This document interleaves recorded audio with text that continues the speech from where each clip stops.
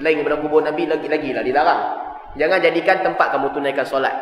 Maka di atas hujah ni semua, kita kata perkataan Imamul Harabi di dalam bab ni tak dipakai. Al-Hasan, cucu Nabi SAW, bila dia tengok orang berkumpul kat kubur ramai-ramai, apa dia buat? Dia halau dia buat. Ali bin Husain Zainul Abidin, cicit Nabi SAW, apa dia buat? Dia nampak orang kumpul kat kubur Nabi, dia kata, aku dengar hadis daripada Nabi, jangan nampak jadikan kubur sebagai tempat untuk kamu berkumpul. Dia larang. Di mana kita nak letak perkataan Imamul Harabi kalau kita nak bantah semua hadis ni? Yang kedua, perkataan ini diambil oleh Pondok Tampin, ataupun sebenarnya bukan Pondok Tampin, diambil oleh Dr. Jibril. Pondok Tampin sekadar nakalkan. Dr. Jibril ambil daripada mana? Ambil daripada kitab tarikh, ambil daripada kitab sejarah. Dia sendiri sebutkan, dia ambil dalam Siyarul A'lamin Nubala dan sebagainya. Hukum hakam fiqh kita ambil dari mana? Kita ambil daripada kitab fiqh.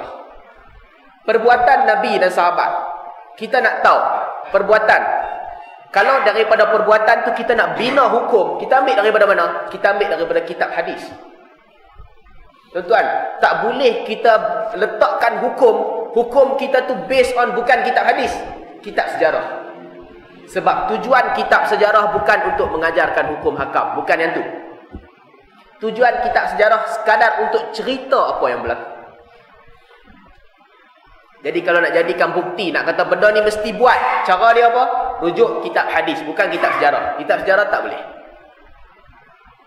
Wallahu a'lam. Ada juga cerita dalam kitab sejarah yang sahih, banyak yang sahih. Tapi ulama hadis mereka letakkan adab dan cara berinteraksi dengan kitab. Ambil hadis, kita ambil daripada kitab hadis. Seterusnya, jadi ini hujah.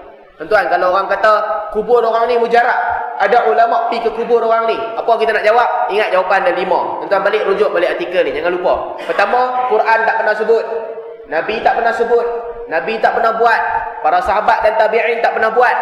Yang kelima apa? Bahkan Nabi larang. Atas 5 benda ini, maka perkataan sesiapa sekalipun yang kata kubur mana-mana orang mujarab tertolak. Sebesar mana pun orang tu, bila dia kata kubur mana-mana orang mujarab, tertolak. Sebab dia bercanggah dengan 5 benda penting ni, yang disebut oleh Syu'aib Al-Arnaud. Pergi hujah seterusnya. Hujah yang ketiga.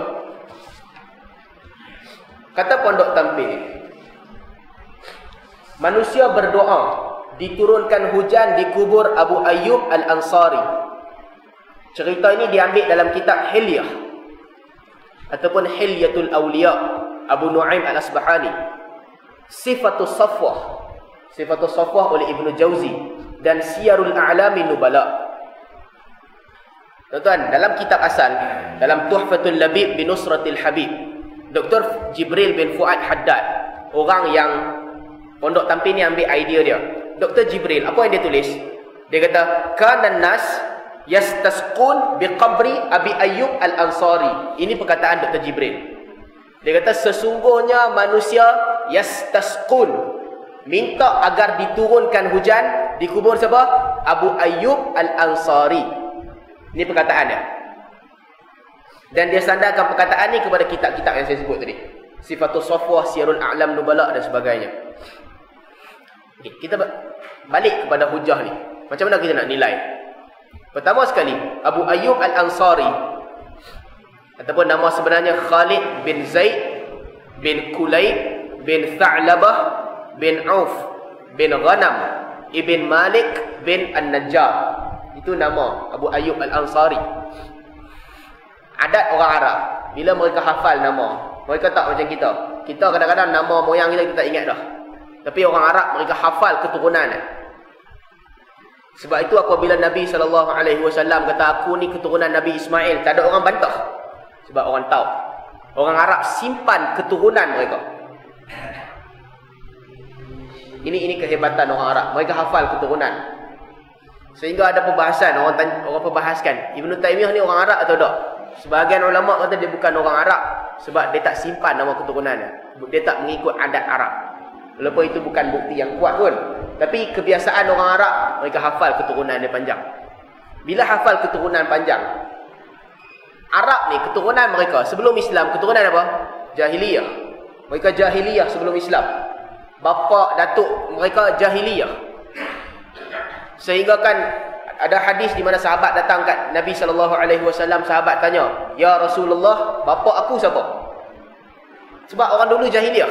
Sahabat tanya, "Bapa aku siapa?" Lalu Nabi marah. Dan Nabi sebut nama bapa dia, Nabi sebut nama orang yang bukan bapa dia, Nabi sebut nama orang lain.